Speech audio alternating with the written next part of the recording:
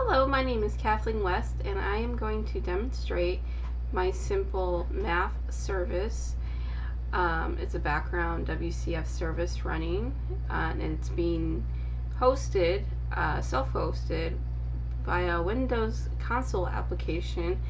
And then I have a client, which is a simple Windows form application. It's very simple. It's just a demo, the back-end service, and the objective of this demo and project was to show error handling and the transmission of these errors from the back end to the client. And they're called faults in WCF. And so they're exceptions thrown on the server, back-end server, and they're transmitted as faults to the client, and they have to be handled on the client to be caught as well as far as communicated, but they can be transmitted as faults with the proper modeling and setup. So this is just going to demo the application, and so we're going to do some simple math.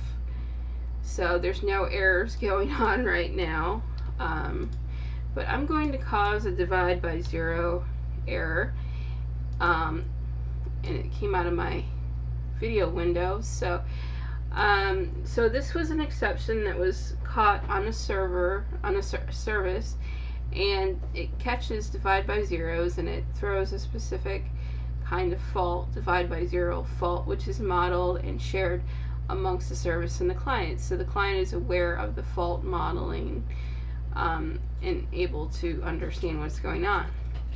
Now I am going to next demo and see an overflow exception, and I'm going to do multiply. So in the case of the overflow, it's not a specific catch, and that's fine.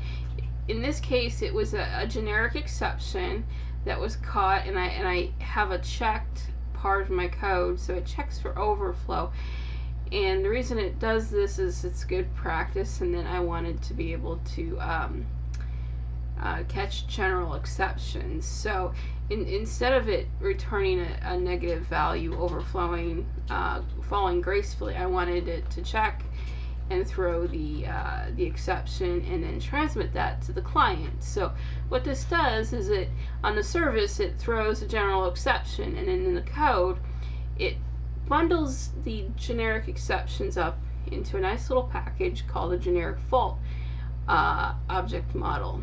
And this object model is shared between the service and the client, and so the client is able to understand this is a generic fault. I'm going to process it, and I'm going to alert my user here on what happened, and it receives that message. And so it would receive any other type of exception that you do that's not specifically modeled. It would bundle it into a generic type fault model. And so I encourage you to go ahead and look at the code and view how the project was done. You see how it was demoed in this video, but go ahead and look at the blog article and the code in the project to see how it was implemented. Thank you and have a great day.